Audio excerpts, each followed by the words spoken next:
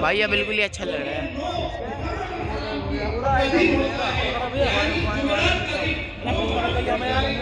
تو آپ لوگ دیکھ سکتے ہیں یہاں پہ، اور یہاں پر محفل ہو رہی ہے جو بہت تگڑی چل رہی ہے، وہ جو کی ہے وہاں کو پورا دکھاتا ہے. میں یہاں پورا پروگرام سے اچھا لگ رہا ہے، بالکل ہی مدرسہ بہت اچھا لگ رہا ہے بالکل ہی. اور کہتے ہیں دیکھو بھائی ان کا مقابلہ میرے سے ہے، ان کی بات چیت میرے سے ہے، ان کا معاملہ میرے سے ہے، آپ لوگوں سے کچھ نہیں ہے. لہذا اگر آپ جانا چاہیں تو آپ واپس جا سکتے ہیں، میں جانوں اور یہ جانے. ان کا میرے سے معاملہ ہے، میرا اور ان کا معاملہ جو اللہ کو منظور ہوگا وہ ہو جائے گا. لیکن ان شیدائیوں پر قربان جائیے کہ انہوں نے کہا ہم آپ کو اکیلا نہیں چھوڑ سکتے، ہم آپ کو تنہا نہیں چھوڑے گزارتے ہیں. اور مورخ یہ بھی لکھتا ہے، تاریخ میں یہ بھی آتا ہے کہ حضرت حسین محمد رسول اللہ صلی اللہ علیہ وسلم خواب میں تشریف لاتے ہیں اور کہتے ہیں کہ مترا دیتے ہیں، ہنس دیتے ہیں.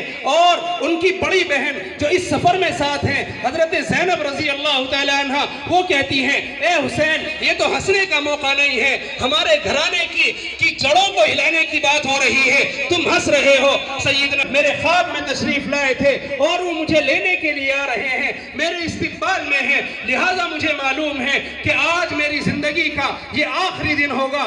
خیر دن آتا ہے، 10 محرم کی صبح ہوتی ہے، جمعے کا دن ہوتا ہے، اور اس تاریخ میں تاریخ کا وہ بدترین ترین واقعہ دہرایا جاتا ہے کہ جیسا واقعہ نہ تاریخ نے پہلے کبھی دیکھا اور نہ بعد میں کبھی شاید دیکھ سکے.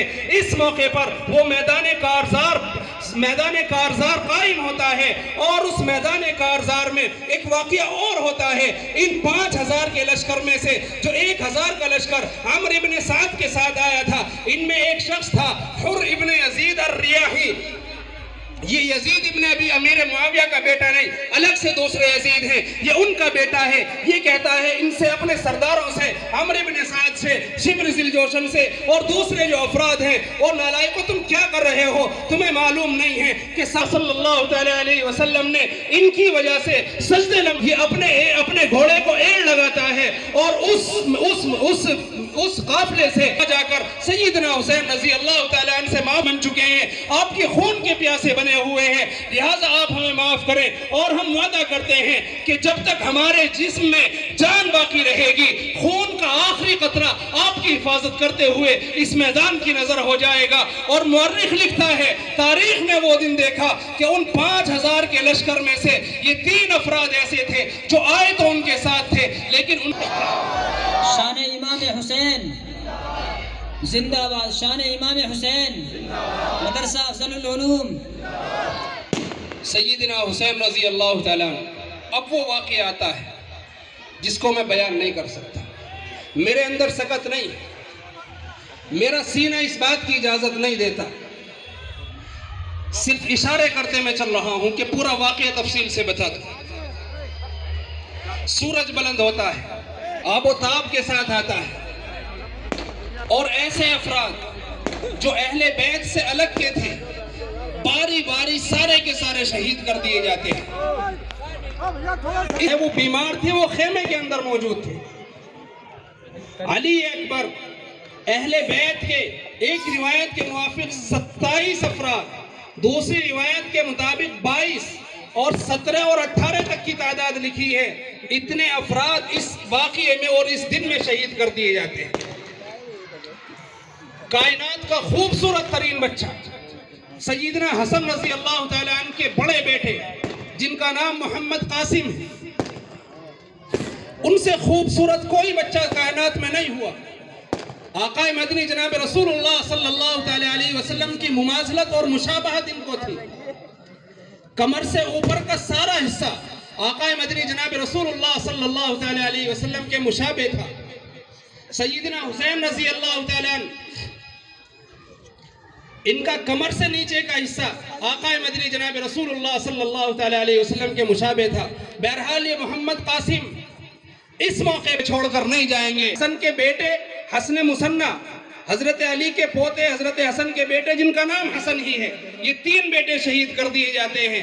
محمد قاسم ان کے حوالے سے لکھا ہے کہ یہ جب مقابلے میں ہیں تو اس موقع پر جو شخص ان سے مقابلہ کر رہا ہے یہ حضرت حسین رضی اللہ تعالیٰ عنہ کو آواز لگاتے ہیں۔ سیدنا حسین رضی اللہ تعالیٰ عنہ تیروں سے اور نیزوں سے زخمی ہیں، لیکن زمیں کر دیتے ہیں، اور سیدنا قاسم رضی اللہ تعالیٰ عنہ اس موقع پر بالکل اس طرح پڑے ہوئے ہیں کہ اب جان اب لب پر آئی، جان اب لب پر آئی۔ سیدنا حسین رضی اللہ تعالیٰ عنہ کہتے ہیں حضرت قاسم کے پاس کھڑے ہو کر، اے میرے بھتیجے، آج تیرا چچا بڑا بے بس ہے، آج تیرا چچا بڑا بے بس ہے، کوئی تیری مدد نہیں کر سکتا۔ سیدنا قاسم رضی اللہ تعالیٰ عنہ شہید ہو جاتے ہیں۔ خود حضرت حسین رضی اللہ تعالیٰ عنہ کے 8 بھائی اور اس موقع پر شہید ہوتے ہیں۔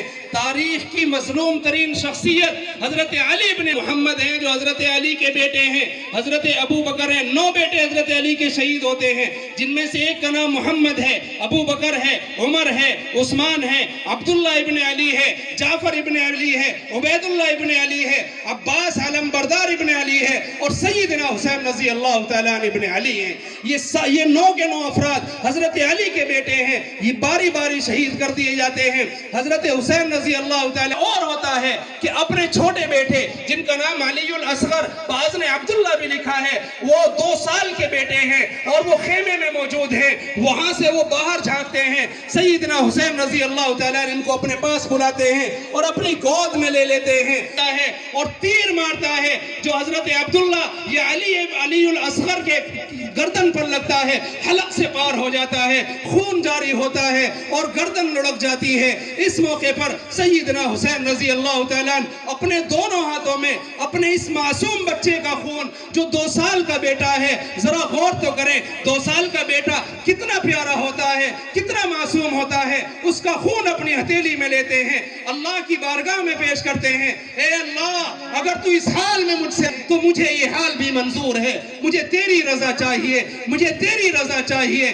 اس موقع پر کیا گزر رہی ہوگی اس بوڑھے باپ پر جس کے سامنے اس کا بیٹا شہید کیا جا رہا ہے، اس کا خاندان شہید کر دیا گیا، وقت گزر رہا ہے، کسی کی ہمت نہیں ہوتی کہ سیدنا حسین رضی اللہ تعالیٰ عنہ کے مقابلے پر آئے۔ سیدنا آئے ادھر شمر ذی الجوشن اپنے قافلے والوں کو گالیاں دیتا ہے، اکساتا ہے، ابھارتا ہے کہ اگر اس کے ساتھ زیادتی کی، اس کو ہم نے شہید کر دیا تو کس منہ کے ساتھ اللہ کی بارگاہ میں پیشی ہوگی۔ بہرحال ایک خبیث آدمی اٹھتا ہے جس کا نام لکھا ہے زرع ابن شریر، وہ اٹھتا ہے اور سیدنا حسین رضی اللہ تعالیٰ عنہ پر حملہ کرتا ہے، لیکن لرز جاتا ہے۔ پھر ایک آدمی آتا ہے جس کا نام ازحا ابن خولہ لکھا ہے، وہ وار کرنا چاہتا ہے، کانپ جاتا ہے، پیچھے ہٹتا ہے۔ شمر ذی الجوشن اس کو برا بھلا کہتا ہے کہ تجھ سے یہ بیمار آدمی، کمزور آدمی، زخمی آدمی کا سر الگ نہیں ہوا جا رہا۔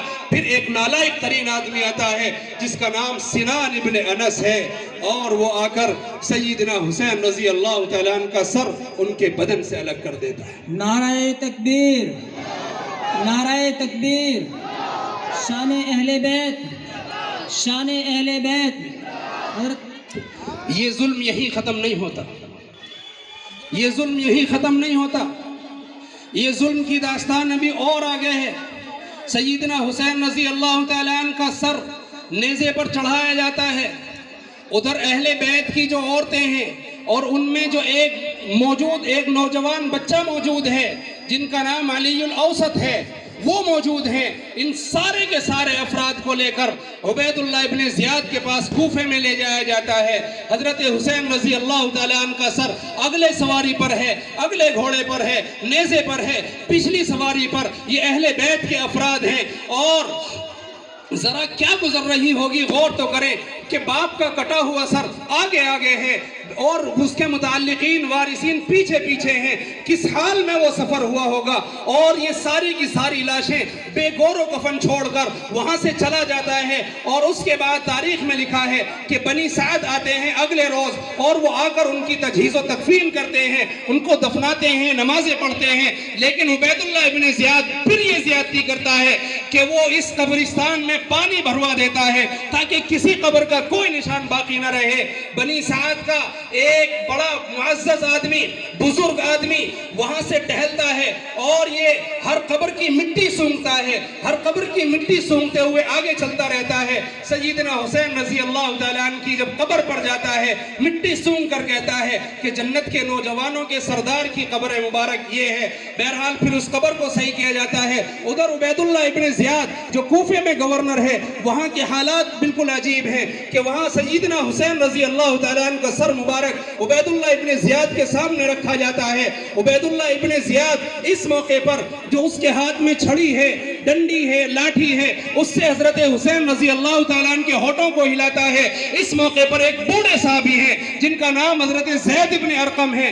زید ابن ارقم یہ وہ ہیں جن کے گھر کو جناب رسول اللہ صلی اللہ تعالیٰ علیہ وسلم نے مکے میں دار ارقم کے نام سے گویا اپنا پارلیمنٹ ہاؤس بنایا تھا، جس کو یہ کہا تھا کہ مسلمانوں کے مشورے یہاں ہوں گے۔ وہ